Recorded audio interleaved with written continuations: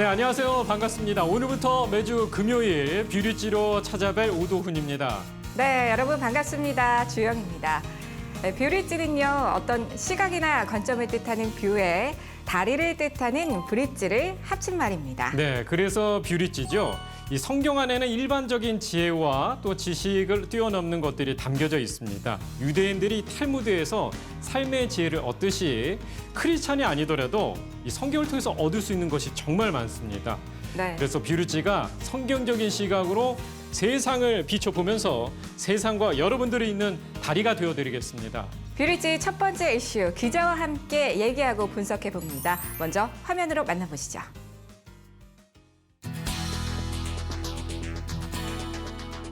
이런 질문이 있습니다. 당신은 지금 행복하십니까? 또 다른 한 질문이 있습니다. 얼마 전에 취업을 하셨군요. 당신은 지금 행복하십니까? 두 질문에 대한 당신의 대답 같으셨습니까? 최근 외국의 한 보고에 따르면 후자의 질문에 행복하다고 답한 사람이 더 많았다는 실험 결과가 있습니다. 같은 질문이라도 앞에 따라오는 진술문에 따라 다른 답변이 나오게 됩니다. 우리가 여론조사에 대해서 올바로 알아야 하는 이유, 바로 여기에 있습니다. 어디서나 쉽게 볼 수 있는 통계와 여론조사들. 총선이 가까워질수록 더욱 쉽게 접할 수 있습니다. 이것들이 어떻게 만들어지고 또 우리는 어떻게 해석해야 하는지 알아보겠습니다. 이곳은 한 여론조사 기관입니다. 전문가를 만나 여론조사에 대해 들어보겠습니다. 통계나 여론조사에 활용되는 방법들이 많은데 좀 대표적으로 어떤 것들이 좀 있을까요? 여론조사 방법적으로는 ARS 조사라든지 전화면접 조사, 현장 면접 조사 등이 대표적으로 있습니다. 온라인으로도 활발하게 진행되고 있습니다. 특히 온라인인 경우에는 설문지를 구성하는 데 자유도가 굉장히 높아서요. 그림을 보여준다든지 그다음에 동영상을 보여주고 그 느낌이라든지 이런 걸 질문하는데 굉장히 여론조사 결과를 보면 모집단과 표본이라는 말이 나옵니다. 어떤 의미인지 왜 알아야 하는지 알아보겠습니다. 예를 들어 대통령 지지도를 조사할 때 대한민국 국민 전체를 모집단이라고 합니다. 그렇다면 표본은 무엇일까요? 바로 여론조사에 참여하는 사람들입니다. 즉, 모집단이란 주제와 관련된 집단 전체를 뜻하고 표본은 실제로 여론조사에 참여하는 사람들입니다. 그러므로 표본을 어떻게 뽑느냐가 중요합니다. 만약 대통령 지지도를 조사하면서 진보 성향을 가진 사람들만 표본으로 한다면 그 결과는 당연히 진보 쪽 목소리만 대변하게 됩니다. 최근 취업한 사람들을 대상으로 직장 만족도를 조사할 경우 당연히 불만족보다 만족이 높게 나옵니다. 이것이 표본의 함정이고 함정은 충분히 다른 의도된 결과를 이끌어낼 수 있습니다. 기본적으로는 의도를 가지고 뽑으면 안 됩니다. 왜냐하면 조사 대상자가 의도를 가지고 뽑게 되면 표본이 모집단을 제대로 반영을 하지 않고 편향을 가지게 됩니다. 모집단에서 표본을 추출할 때 그 편향적인 표본을 추출한 거나 자기가 관심 있는 사람만 표본 응답하게 되면 편향성을 가지게 되면 공정하게 표본을 뽑기 위해 여론조사 기관들은 힘쓰고 있다고 합니다. 저희가 모집단에서 처음에 생각했던 것과 매우 다른 성향을 보인다면 조금 여러 가지 방식으로 통계적 방법으로 보정을 하게 됩니다. 예를 들어서 1000명을 조사했는데 남성이 200명 응답했고 여성이 800명 응답했어요. 그런 경우에는 상식적으로 뭔가 조사 과정에서 문제가 생겼다고 생각할 수 있는 거죠. 그렇다면 일반인들은 여론조사에 대해 어떻게 생각하고 있을까요? 그들의 질문을 통해 여론조사를 올바로 보는 방법에 대해 알아보겠습니다.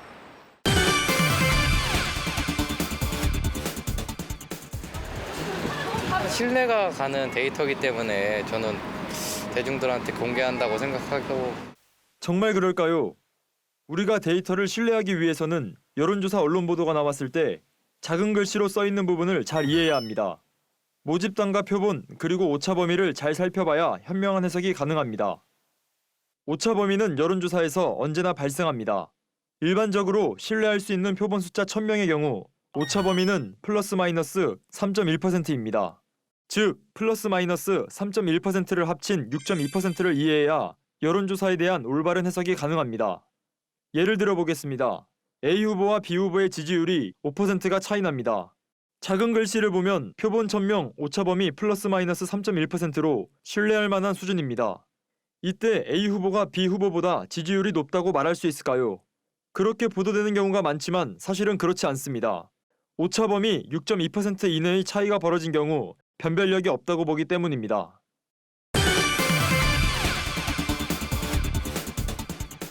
응답자 수가 많을수록 오차 범위가 줄어든다. 사실일까요?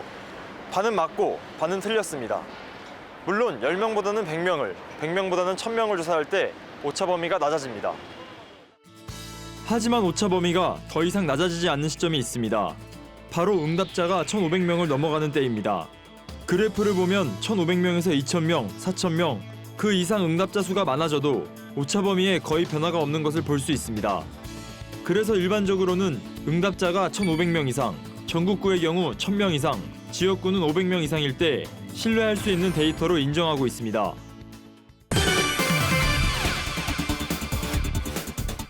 요즘에 막 여론조사 전화 같은 거 많이 오잖아요.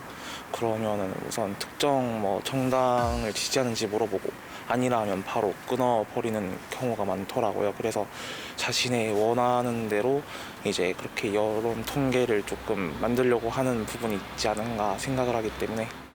모두 그런 것은 아니지만 일부는 충분히 그럴 수도 있습니다. 어떠한 관점으로 보느냐에 따라 달라지는 것이 여론조사 결과입니다. 최근 발표된 한국교회 신뢰도 조사 결과입니다. 통계를 보면 2017년 개신교 신뢰도와 2020년 개신교 신뢰도가 18.9%로 동일합니다. 그런데 왜 언론들은 하나같이 개신교의 신뢰도 하락이라는 기사들을 쏟아냈을까요? 불교 지지도에 비해 하락폭이 크다는 관점에서 해석했기 때문입니다. 절대적으로 믿진 않고요. 그 여론조사랑 그거 나오는 거랑 다를 수도 있으니까.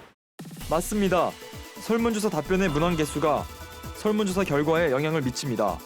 대통령 지지도 설문조사의 경우를 살펴봅시다. 이때 답변을 전혀 그렇지 않다, 별로 그렇지 않다, 약간 그렇다, 매우 그렇다 등 4가지 문항, 즉 4점 척도로 뽑아서 제시하면 사람들은 긍정 항목 2개, 부정 항목 2개 중 선택을 하게 됩니다. 같은 질문입니다. 여기에 보통이다라는 문항 하나를 추가해 물어봅니다.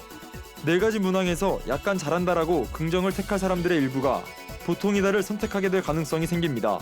이때 보통이다는 지지도의 긍정적 평가에 포함되지 않기 때문에 결과적으로 5문항의 경우, 즉 5점 척도 문항의 설문조사에서 긍정적인 지지도가 떨어집니다. 지금까지 여론조사의 방법과 해석에 대해 알아봤습니다.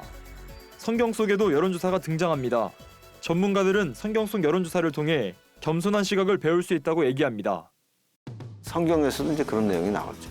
그 민수기에 나오는 그 통계는 하나님이 명령하신 거예요. 하나님이 명령하신 케이스는 백성을 제대로 먹여 살리고 준비하라는 하나님의 그 명령이거든요. 그래서 우리가 통계를 바라볼 때는 있는 그대로 우리 사회에서 진행되고 있는 일이 무엇인지, 그리고 이 사회를 더 발전시키기 위해서 우리가 해야 될 일이 무엇인지를 겸손하게 우리 스스로 묻는 자세, 그것이 바로 하나님이 우리에게 말씀하시는 통계를 향한 우리의 시각이라고 저는 생각하고 있습니다. 각종 미디어를 통해 접하게 되는 여론조사와 통계들, 여러분은 어떤 시각으로 바라보십니까? 총선과 코로나19 등 여러분의 판단에 영향을 미칠 다양한 여론조사가 쏟아지는 요즘, 여론조사를 보는 더욱 똑똑한 눈이 필요한 시점입니다. 네, 브릿지 첫 번째 이슈 여론조사에 대해서 소개를 해준 우리 박건희 기자 함께 자리했습니다. 안녕하세요. 안녕하세요. 네. 박건입니다. 네, 전지적 기자 시점으로 여론조사 데이터 파헤치고 오셨는데요. 한마디로 어떠셨어요? 네, 작은 하나가 전체 결과를 바꿀 수 있다고 말씀드리고 싶습니다. 그건 어떤 얘기죠? 예를 들면 정치에 관련된 설문조사를 할 때 지금과 같이 경제가 어려운 시기에 경제라는 단어를 설문조사 질문안에 넣는다. 이럴 경우 부정적인 답변이 네. 더 많이 나올 수 있다고 합니다. 네, 경제를 넣고 안 넣고에 따라서 결과가 다르다는 얘기인데요. 이거는 뭐 코로나19 관련해서도 그럴 수가 있겠네요. 그렇죠? 네, 맞습니다. 사실 코로나19 관련해서도 얘기를 할 때 부정적인 것으로 이렇게 끌어낼 수도 있는 거고, 또 가령 뭐 정치권 얘기 또 질문에서도 그럴 수 있고, 또 경제적인 부분에서도 그런 의도적으로 할 수 있다는 거죠. 네. 그렇다고 해서 또 모든 데이터가 오류가 있거나 잘못된 건 아니죠. 네. 공정하고 객관적인 우리에게 도움이 되는 데이터들도 분명히 있을 겁니다. 맞습니다. 이 진짜 가짜 뉴스 많이 좀 보잖아요. 네, 뉴스 근데 우리가 분간을 못 하잖아요. 가짜인지 진짜인지도 사실 잘 모르겠어요. 네, 맞습니다. 그래서 올바르게 우리가 판단하는 것이 중요한데 올바른 의도로 만들어졌는지 또 올바른 방법으로 이 조사가 이루어졌는지 그것을 해석할 수 있는 능력이 반드시 필요한 때인 것 같습니다. 네, 실제로 많은 전문가들이 얘기하는 게 네. 여론조사를 위한 방법은 많이 있지만 그 방법이 지닌 한계도 존재한다고 얘기를 하는데요. 네. 그래서 여론조사나 이런 통계 같은 자료들이 객관성을 100% 보장하지 못한다.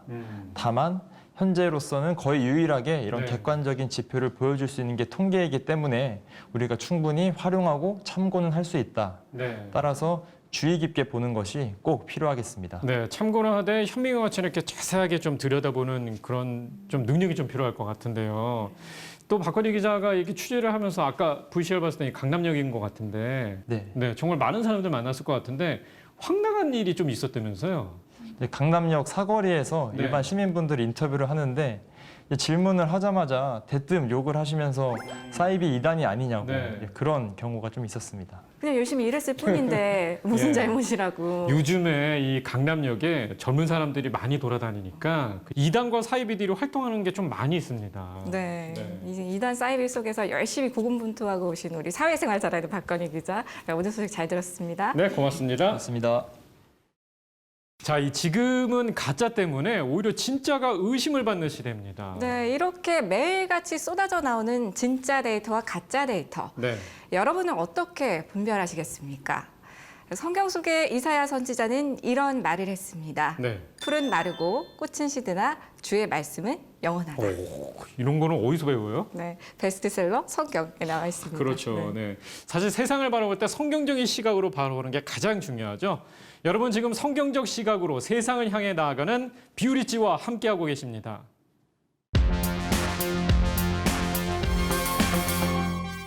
네, 지금은 여러분의 건강을 체크해드리는 건강 브릿지 시간입니다. 이 건강한 삶으로 브릿지 역할을 하고 계신 건강맨을 소개해드립니다. 네, 대한민국의 안박사로 굉장히 유명한 분이시죠. 대한병원의 이병욱 원장님 스튜디오에 모시고 얘기 나눠보겠습니다. 네. 어서 오세요. 안녕하세요. 네, 반갑습니다.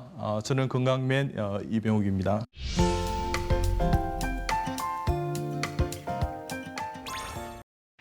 오늘은 암을 예방하는 천국 건강법에 대해서 알아볼 텐데, 자 먼저 우리나라의 그 암 환자들이 상당히 많이 있고요. 그렇죠. 3명 중에 1명이 암 환자라고 하는데 사실 대표적인 암에는 뭐가 있을까요? 남성은 위암, 대장암, 폐암, 간암 순으로 많고요. 네. 여성은 갑상선암이 제일 많습니다. 예. 그리고 유방암이 많고 위암이 많고 대장암이 많습니다. 예. 네, 보면 암들이 굉장히 다양한데 도대체 이 암들 왜 걸리는 걸까요? 암은 스트레스에 의한 심리성 질환을 할 수 있는데요. 예. 암이라는 글자에 보면 입구자가 3개가 있고 매산자가 있어요. 네. 그러니까 평소에 잘못 사용한 입이 산처럼 많이 이렇게 부풀려지면 생길 수 있는 질환이 암이다 그렇게 생각되면 첫째 입은 먹는 입이에요. 잘 먹어야죠. 예, 그렇죠. 예. 과음, 과식, 폭음, 폭식, 술, 담배, 너무 탄 거, 매운 거, 절인 거, 신 거, 짠 거. 한국 사람이 이제 위암이 제일 많은 이유가 네. 세계에서 1인데요. 이 짜게 드셔서 그런 거예요. 네. 두 번째는 암은 아까 스트레스에 의한 심리성 질환을 했는데 한 5년 내지 7년 사이에 뭐 사업이 실패했거나 부도가 났거나 소송이 전개됐거나 뭐 사별했거나 이혼했거나 이런 기항력이 있으면 예. 암은 사연으로 작동되는 병이에요. 예. 그래서 그래 되면 우리의 입술에 입의 언어가 바뀌어요. 네. 불평, 불만, 시기, 미움, 질투, 증오, 화, 성, 분, 저주를 한다고요. 예. 그러니까 이 언어가 바뀌어 버리는 거네요. 그렇죠. 네. 그렇기 때문에 만약에 우리가 암을 만약 이겨내려고 하는 마음이 있으면 예. 기쁨, 감사, 은혜, 찬송, 사랑, 축복, 희망, 소망, 좋습니다, 낫습니다, 아름다운 예쁨이 내 탓이면 고만 수고했습니다, 할렐루야, 아멘 이렇게 하고 사세요. 예. 그래서 또 세 번째 입은 우리가 이제 성경에도 나오지만 항상 기뻐하라, 시주말 기도하라, 범사에 감사하라 이런 예. 그리스도 예수 안에서 너희를 향하신 하나님 뜻이라 그렇게 못 살 때 그러니까 많이 웃고 울고 행복해야 돼. 그러지 못하면 암이 올 수밖에 없습니다. 네. 그래서 제가 이제 암 환자들에게 웃음 치료, 눈물 치료 최초로 이제 도입했는데 웃음이 파도면 눈물은 해일이에요.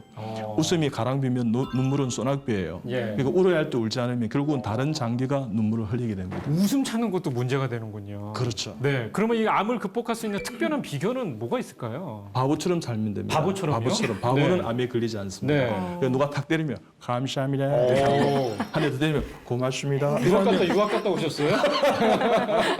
예. 암에 걸리지 않습니다. 예. 네, 그래서 스트레스 받지 말고 그럴 수도 있지. 예, 어떤 경우라도 이렇게 행복하게 그렇게 사시면 좀 됩니다. 너그러운 마음을 가져야 되는군요. 그렇죠. 네. 암을 예방할 수 있는 특별한 노래도 이렇게 있다고 들었는데 뭐 어때요? 사실인가요? 한번 들어보실래요? 네네. 네. 왜 나만 겪는 고난이냐고 불평하지 마세요. 고난의 뒤편에 있는 주님이 주실 축복 미리 보면서 감사하세요. 힘을 내세요. 힘을 내세요. 주님이 손 잡고 계시잖아요. 주님이 나와 함께함을 믿는다면 어떤 역경도 어떤 고난도 어떤 슬픔도 코로나19도 어떤 종양도 이길 수 있잖아요. 와. 네. 고음 처리 되게 잘하시네요. 어떤 종양도. 네. 전 전문가가 아니에요. 코로나도 그렇고. 코로나도. 네. 아, 원장님 노래 들으니까 정말 위로가 되고 힘이 불끈불끈 맞습니다. 예, 솟아나는 것 감사합니다. 같습니다. 힘들 때 함께하면 얼마든지 이겨낼 수 있습니다. 네. 여러분 힘내십시오. 그렇습니다. 원장님 말씀처럼 정말 미움이나 원망 같은 것은 무엇보다도 내 자신을 해할 수 있는 감정이기 때문에 훌훌 털어버리시고 감사와 기쁨 가득 채워서 암을 이기는 천국 건강법 꼭 실천하셨으면 좋겠습니다. 네. 지금까지 이병 원장님과 함께했습니다. 말씀 고맙습니다. 감사합니다. 네. 이병욱 원장의 암을 이기는 천국 건강법. 하나, 나쁜 음식은 NO. 올바른 식습관 기르기. 둘, 스트레스는 절대 금물. 긍정적인 말하기. 셋, 더 이상 참지 마세요. 많이 울고 많이 웃기. 네, 백의 천사로 불리는 나이팅게일이 사실 위대한 통계학자였다는 사실 알고 계셨습니까? 이 전쟁에서 싸우다 죽는 군인보다 질병으로 죽는 군인이 더 많다는 걸 발견한 그녀는 사망의 원인이 병원의 청결 상태에 있다는 것을 깨닫고 당시 군인들의 병원별 이 사망 건수와 사망 원인을 이해하기 쉽게 도표를 만들어서 병원 위생의 중요성을 세상에 알렸다고 합니다. 그 결과 당시 병원 내 군인의 사망률이 42%에서 무려 2%로 크게 감소를 했습니다. 어떻게 보면 우리가 이 사소하게 지나쳤던 것 하나가 세상을 바꿀 수 있는 것 같아요. 네, 그렇습니다. 새로운 시각으로 세상을 향해 나가는 뷰리지. 다음 이 시간에는 전문가들과 함께 우리가 지금까지 알지 못했던 여론조사에 대해 더 자세히 파헤쳐보려고 합니다. 네. 기대해 주세요. 네, 함께해 주신 여러분 고맙습니다.